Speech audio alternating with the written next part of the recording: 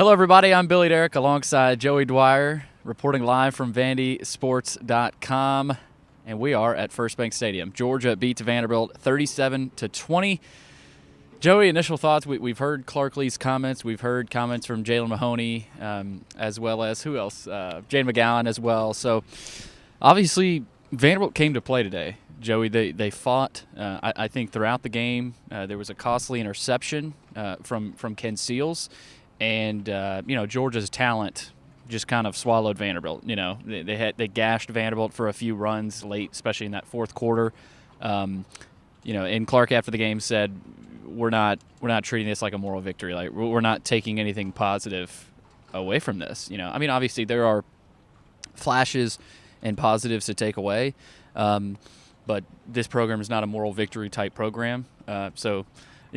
Even though some fans and even us might be talking positively about this, and we're not calling it a moral victory, but this is a game that Vanderbilt fought in, and a lot of people coming into this game, even us, were making jokes, backhanded jokes that let's face it, Georgia had dominated Vanderbilt the last couple of years, 117-0 the last 2 years, and Vanderbilt hadn't scored a touchdown over Georgia since 2019, and they finally did today on the first offensive possession of the game, courtesy of London Humphreys. So there were flashes, but really it's the same story. But, the same story against this type of an opponent, I think there's some positives to draw by not getting blown out 63-0 or 52-0.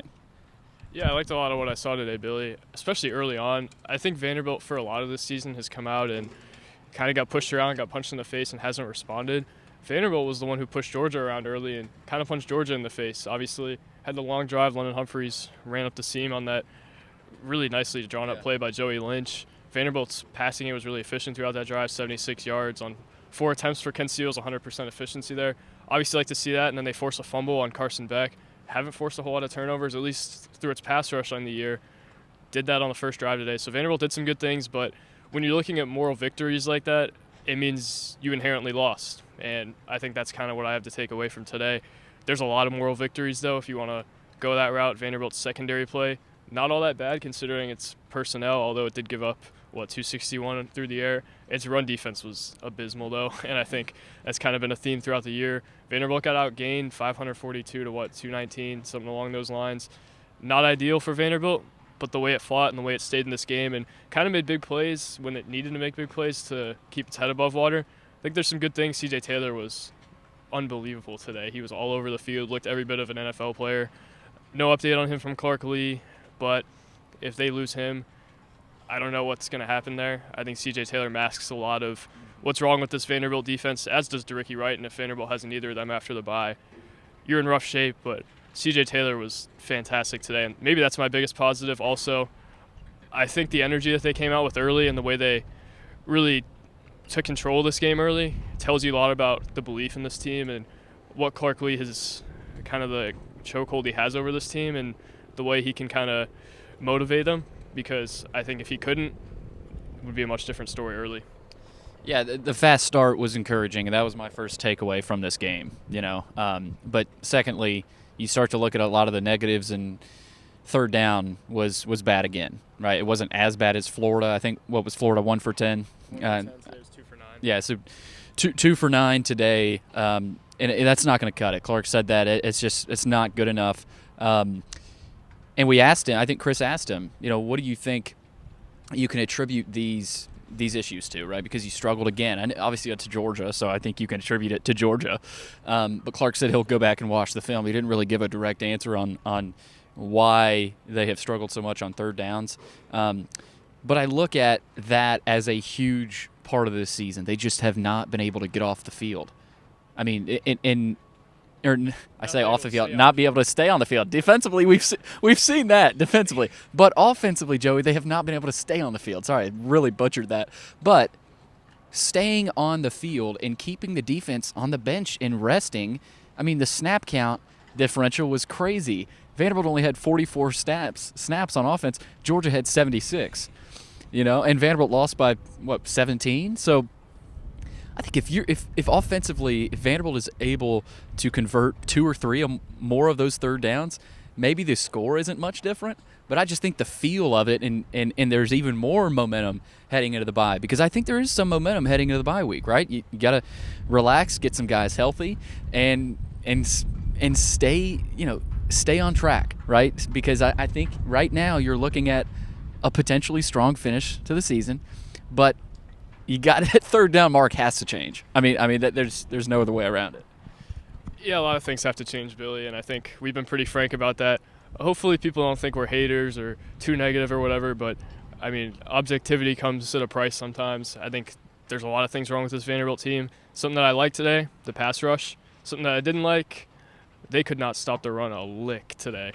But coming out of this game, I think if you told me that I was a Vanderbilt fan and most of the Georgia fans here today would leave a little concerned about what they had, I think you'd be pretty happy with that, I think the Vanderbilt fans are happy with that. Well, I'll let you finish, but let me add on to that. As we're walking down, we have to walk down to the stands, and it's getting really windy here in Nashville.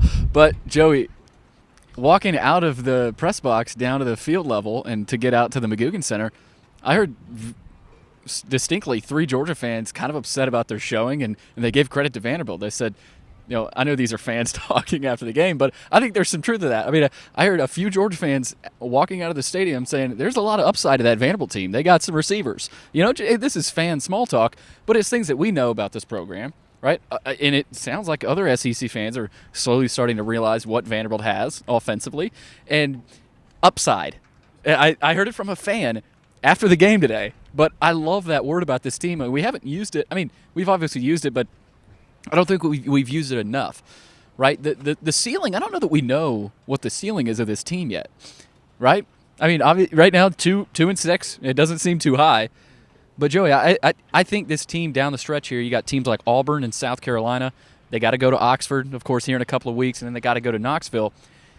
If they could get 2 of those 4, all of a sudden you start to feel a little bit better about the end of the season.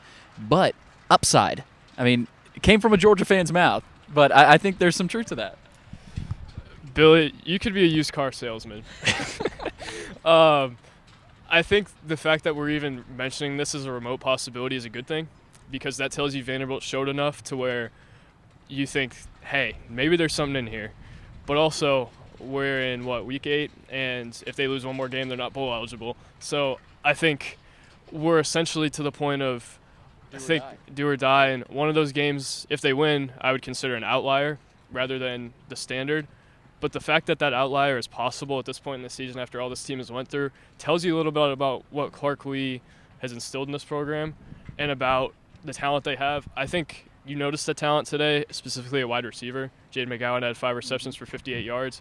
Clark Lee said, hey, I want to get him more involved in the downfield passing game. Did. Look exactly what happened. London Humphreys is nowhere near 100% from the looks of it. No. Had that 49-yard touchdown reception early. One, Quincy Skinner even made a few plays early. Will Shepard, I think they have to get involved more. He got his snaps cut a little bit today for Richie Hoskins. I think that's probably a blocking thing. But he made a really nice play near the end zone that saved a drive for Vanderbilt. Vanderbilt might only have 7 or 14 points without Will Shepard today. So obviously you like what you see. There's still so little margin for error, but there's talent here. And I think where you see the talent discrepancy from the Derrick Mason era to now, it kind of comes in the secondary for me, because you look at Gumbo Gaskins. That's a guy who maybe would have seen the field earlier in Derrick Mason's tenure than he has in Clark Lee's tenure. Savion Riley, I think, could start in a lot of past Vanderbilt teams, but DeRicky Wright is a really solid player as well. Jalen Mahoney's done some good things. They have so much depth there. Bryce Cowan didn't see the field today. That's a long, athletic guy who can make plays in space and who can kind of run sideline to sideline. So Vanderbilt has a lot of talent here and a lot of depth. It's whether they can channel that. We talked about that all year. The fact that we're talking about that and not they are so bad, they're so terrible, that's a good thing, Billy. And Joey, we're not going to just beat our head into the wall and talk like that. I mean, nobody wants to hear that.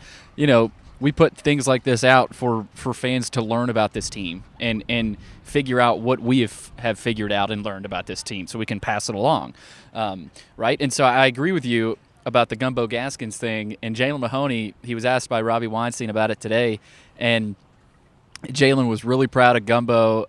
Gumbo didn't play at all last year. This is his first collegiate action at home against the number one team in the country. And I'll admit, I told Chris in the booth at one point today, he's played pretty well today, right? I mean, there's only so much you can do as a redshirt freshman corner out on the edge guarding, Lad McConkey and Lovett, who had a good day today for Georgia, and those receivers. But Joey, I think they did what they could with their defense today. I mean, they had no Kane Patterson, no Derrick Wright, no Martell Height, no B.J. Anderson. I mean, who else? Like, there's other guys that were not out there. And so I think on a depleted defense in terms of talent, they did what they could today. Now, obviously, there's improvements that have to be made in the run game and through the air. We know how this team has struggled. But, Joey, I know Brock Bowers got hurt. Was it second quarter? Something like that. Okay, so obviously Bowers got hurt. But even when he was in there, I didn't think he just carved up Vanderbilt. I mean, he's done that before against every other opponent Georgia's played. So I thought they had a really good plan for Brock Bowers. And then Jalen Mahoney was also asked about, after Bowers went out, did the plan change? And he said obviously in certain packages it did. But the identity of this team is defense. I still think it is, right? Now, offensively, we know what they can do. But the defense created momentum today. That defense had an interception from C.J. Taylor that led to a touchdown. That defense forced the fumble that should have led to a field goal make. I know it's 47 yards into the wind, but this defense, through the first 3 years of Clark Lee, has created the momentum for this team, right? And so I still think, and you could argue offense, right? I mean, this team is an explosive offense when they want to be, but I still think, like, you could have explosive offensive plays, but without the defensive plays today that were made, I mean, this, it could have been another 50-point blowout. I really do think so. I don't know. I just think defense creates momentum for this team. It does for every team.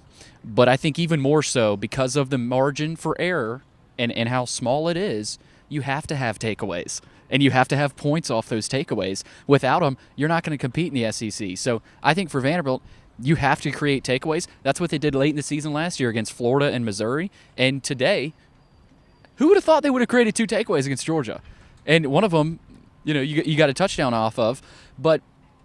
And I asked Clark about this, Joe. I know I'm rambling, but that's what postgame reports are for.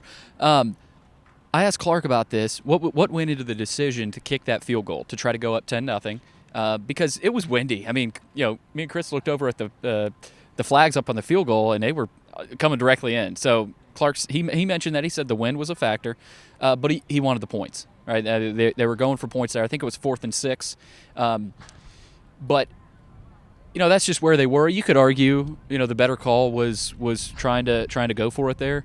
But I don't know. It's woulda, coulda, shoulda. And Clark said that same thing, right? So obviously there's a lot to talk about, and I was looking forward to getting on here and talking about a lot.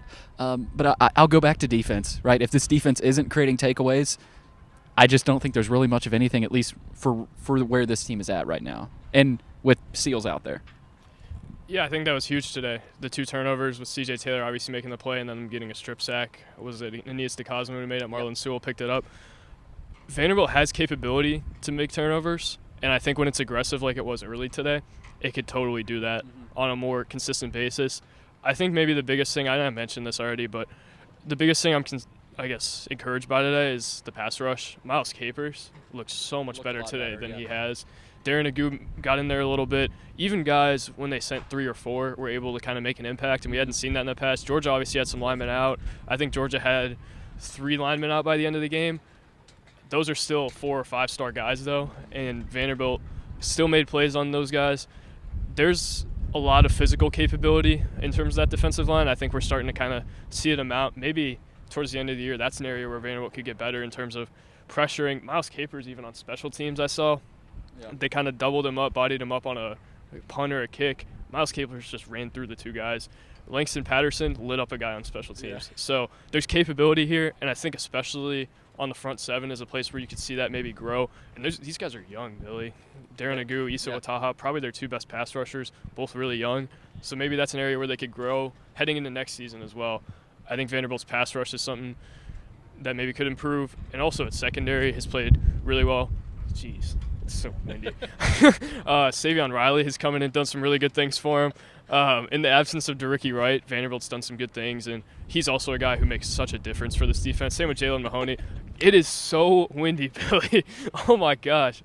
Jalen Mahoney had 16 tackles today, 10 solos, and I think that's somewhat of a problem because you don't want to get into the second level. Vanderbilt sold out a lot of the times and then had nothing on the back end besides either Savion Riley or Jalen Mahoney.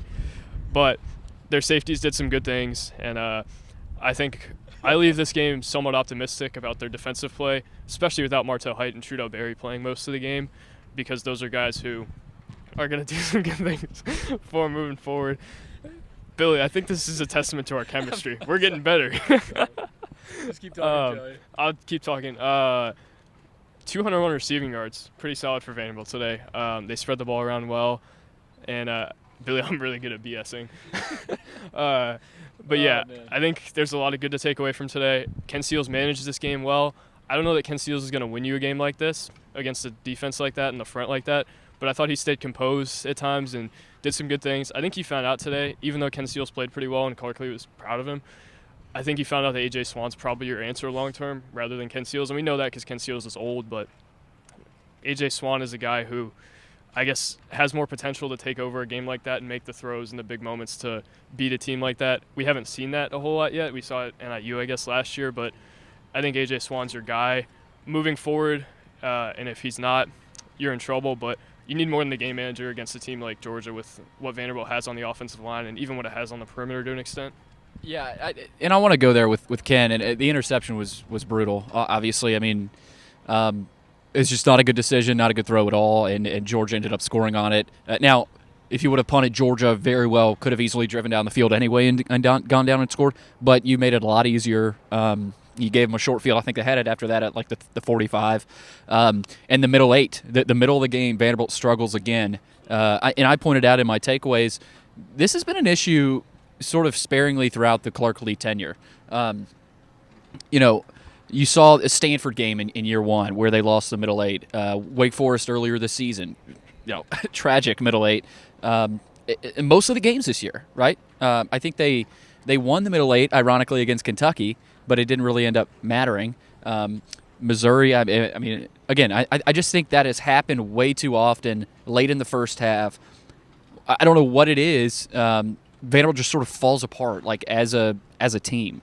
And it's not every game, of course. Like the Kentucky game was an example of how good they can be in the middle 8.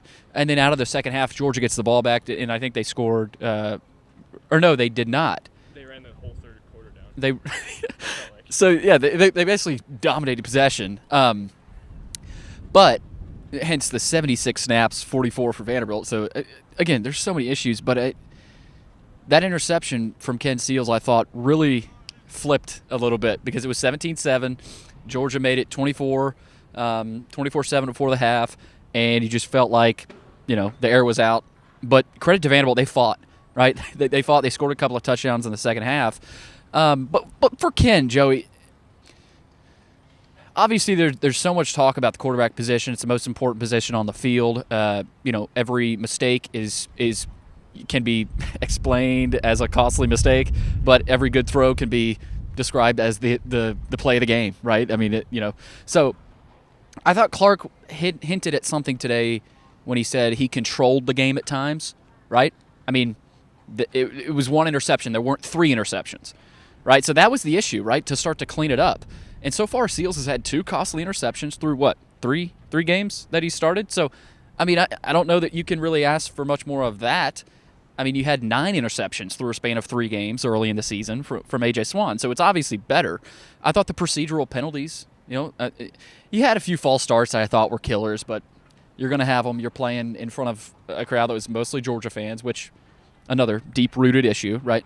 I think Ken Seals has done enough where he is needed to do enough for this team. He did what this team needed, and I'm sure he allowed A.J. Swan to rest up, relax a little bit, regain his mental and regain some health and regain everything, I mean, just kind of get back to his normal self, and Clarkley has said that. I think you're going to see A.J. Swan the rest of the season. Hot take. Now, Ken might also play, but I would expect in Oxford to see A.J. Swan trot out there and start, just because I think we said do or die. Back in the, I think it was in the 80s, Joey, Vanderbilt went on a stretch under Watson Brown. They won 4 out of their last 5 games. Now, I don't think they ended up making a bowl game I could be wrong there, but I heard about that. Watson Brown, an alum, similar situation. I'm not saying that's going to happen, but I think Clark Lee knows what this team is capable of, and I think he knows that A.J. Swann is the key to this car, right? I mean, he has to be the guy, and I think everybody knows that. So I'm going to come out here and say I think Swann will play against Ole Miss and start against Ole Miss. Now, of course, if he gets hurt, Ken Seals right there, right? But Swann is the guy that's going to get this team to a bowl game if they have even any shot of getting to one. But if they want to win, even if they want to win 2 more games down the stretch, Swann is that guy to do it, I think. But it's nothing against Ken Seals, right? I don't want to. Ken has done his job. I mean, tough circumstances. The guy hasn't played football in 2 years, so I think he's done his job. But I think AJ is probably the guy that you'll have to need down the stretch here to get you those wins. Yeah, here's what I want to avoid if I'm Clark Lee. I want to avoid kind of what you had a little bit last year, where you go from Seals and you go back to Swann, and then Swann makes a few mistakes. You go back to Seals. Seals is kind of the game manager. You want to go big, give it back to Swann. You don't want it to be a revolving door at quarterback. You want continuity there. And I think that was a little bit of an issue early with A.J. Swann, is maybe they didn't have the continuity or the on-field chemistry. Mm-hmm. I'm not saying A.J. Swann and them didn't have a connection, but I think there was some times where there were some miscommunications. You want your quarterback to be able to kind of steady the offense and be a steadying presence, and I don't know that that's really possible with 2 guys kind of rotating in and out at quarterback. So if they're going to go with A.J. Swann, you got to have conviction that it's A.J. Swann and A.J. Swann's the guy. If you're going to go with Ken Seals, you have to have conviction that Ken Seals is the guy moving forward. And I think it's a really difficult decision here because Clark Lee knows the safe option is Ken Seals, and Ken Seals is going to manage the game well. He's going to distribute it to your playmakers in space, and he's going to let them make plays. But if you're going to beat a team like Ole Miss, I think you might have to start A.J. Swann. And also looking ahead to next year, I guess it's a little early for that. I don't know who else your starter would be other than A.J. Swann. They've had such a hard time with the portal. Walter Taylor's probably not quite ready at this time next year. Drew Dickey I don't think will be either, although Chris Lee really likes him.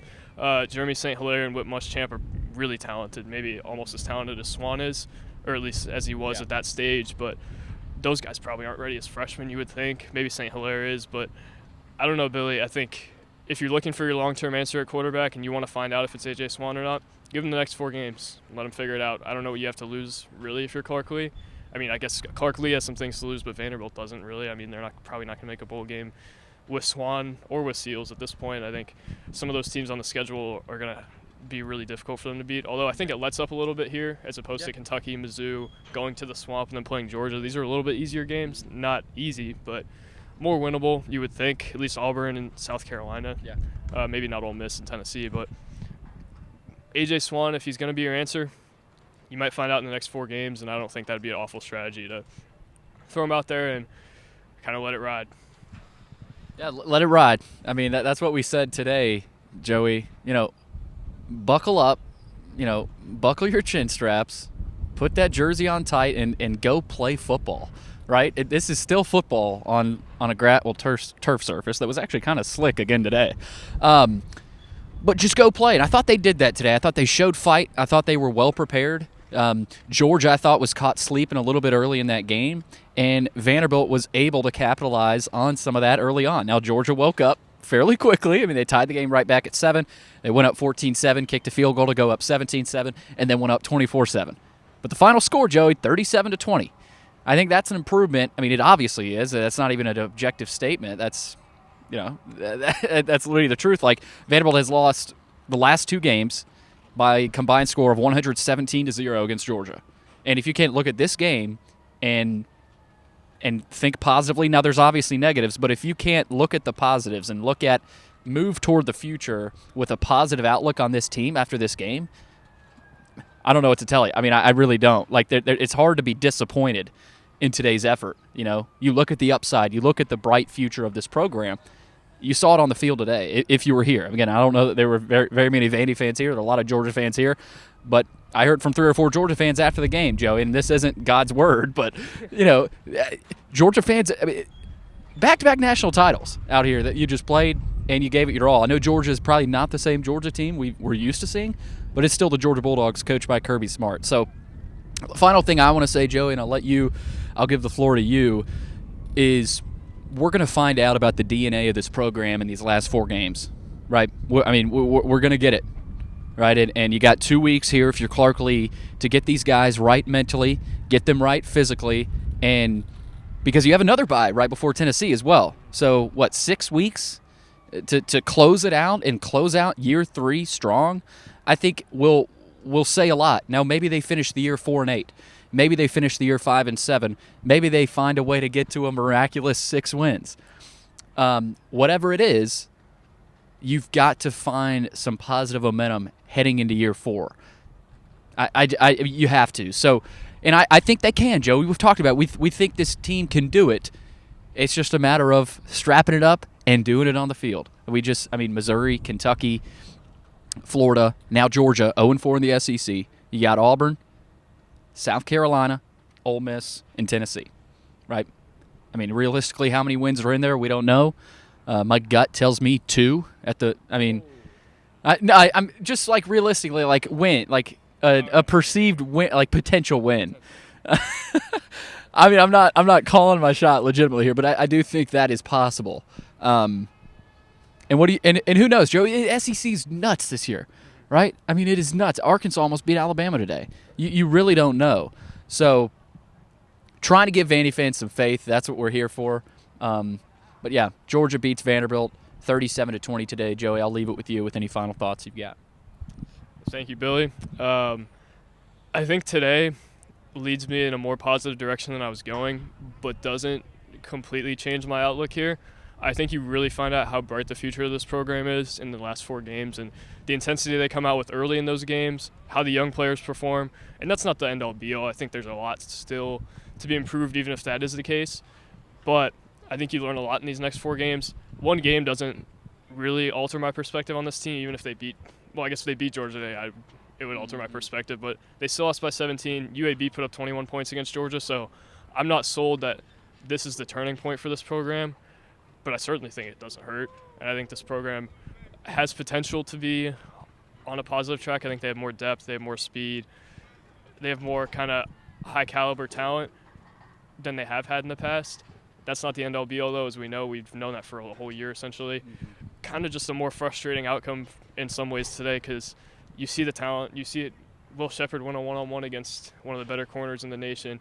You see, I guess, Vanderbilt's receivers do a lot of good things today. It's second and third string corners did good things. Vanderbilt still lost, though, and this was one of its better performances of the year, and they lost by 17. So kind of just frustrating in a way, but I think you leave here saying maybe Clark Lee's got something here. Maybe he still has a hold over this team a little bit, and it seems like he does. I think they still believe in what he's preaching. They still believe in his message, and I don't think that's something that we should take for granted at this point. We talked a lot about that last basketball season. Does Stack have the locker room? When we found out Stack did have the locker room, at least to an extent, towards the end of the year, they went on that run. The guys believed in each other, maybe even more so than believed in the coaching staff. They believed in each other, and I think Vanderbilt might be in the same boat here. Billy, it'll be not as depressing of a 4 weeks as maybe we had thought originally after seeing today. It'll be really interesting to see. And if it is, basketball beat West Virginia in a secret scrimmage today. I don't know how good West Virginia is going to be, but I think that's a positive sign. You never know how these secret scrimmages go. But certainly not a bad thing to beat West Virginia in overtime. Game situations, Billy, even in the preseason, Vanderbilt wins when its back's against the wall in overtime. Vanderbilt finds a way to win, and it's helpful. Who knows? Yeah, so solid day for Vanderbilt football. Obviously not as good as it could have been, but you leave with some positives and you leave with some things that Vanderbilt can hang its hat on going into the bye. Maybe this team gets rejuvenated a little bit. The bye gets DeRicky Wright back. Maybe it gets Martell Height back and can kind of move forward and find a way with some of its healthy guys to go win some games in the second half. Billy, it's a blessing for us to be here. I know we've really enjoyed the first half, even though they've lost, but it's been a great partnership, and I look forward to the next 4 games. It's been a blast, man. And Joey, before we end it, let's pull up those ad reads. Our boss, he is our boss, but Chris, of course, more of a friend. We got to get these ad reads out, and we are we're very proud of all the sponsors that have attached their name to VandySports.com. Of course, Sutherland and Belk, the longest running sponsor of VandySports.com, and we're hoping to build this platform, right? We're not stopping here. Basketball season is going to be heating up here in under a month. Baseball season, there's a fall ball scrimmage tomorrow, so hop on board. I mean, we want Vanderbilt fans a part of this. We want sponsors a part of this, and we want anybody that wants to a part of this. So we got to get to these ad reads, and we'll start with the Wash House. They're also our presenting sponsor for basketball season. Are you dreading laundry day? Is it stealing time to do the things that you truly enjoy? Let them take care of that for you. They've got 2 convenient locations in Nashville. Just drop off your dirty laundry, and our professional attendants can give you back the one thing you can never have enough of. Check them out, washhouseclean.com, or stop in today and get your time back. Murfreesboro Pure Milk Company. Joey, it's a little, I don't know about chilly, but the wind has really picked up. I mean, it's gotten around 20-mile-per-hour winds, I think, at least right now. So I don't know about the ice cream today, but the sun was out today. You probably might have enjoyed some ice cream earlier today. I think I did a couple of nights ago, and Chris Lee always has Murfreesboro Pure Milk ice cream in his refrigerator. That partnership began over 50 years ago with Purity Dairy in Nashville, of course, located in Murfreesboro. They're also located in northern Alabama and Chattanooga and North Georgia. So any Georgia fans that might have checked this out, they, give them some support today. They supply grocery stores, convenience stores, and others with Purity products, as well as Mayfield, Nestle, and Haagen-Dazs ice cream. So go pick up your Mayfield, Nestle, or Haagen-Dazs ice cream today at your nearest grocery store. You can visit their website at mpmci.com. Also, Sutherland and Belk, mentioned them at the top. There's not much else to be said about them. The longest-running sponsor, Joey, best in the business, family-owned injury law firm. If you or a loved one has been hurt or in an accident, give Taylor or Russell a call at 615-846-6200 to see what your rights are and if they can help. And then closing it out, John Leffen in the Maynard Nexon Government Contracts Group. Maynard Nexon advises government contractors on all aspects of their businesses with a proud focus on matching legal solutions to business needs. Give them a call at 256-551-0171. And I wanted to get to those at the beginning. I probably should have. Probably should have dispersed those. That's on me. But we got to them, Joey, and that's all that matters. And again, Vanderbilt suffered their 6th straight loss today to the Georgia Bulldogs in a cloudy day. I think that we had the eclipse earlier today. That we saw some pictures on Twitter of that. So ended up being a really nice day to watch some football. I had to wear my pants in quarter zip. Joey's in shorts and a t-shirt, struggling a little bit over there. But no, it was overall. Of course, disappointing with the loss, but there are some positives to take from this. So we'll see you guys. We'll have content rolling on with fall ball starting, basketball season. Of course, we'll have another podcast next week with basketball. Joey will be at SEC Media Days coming up October 18th and 19th. So with football.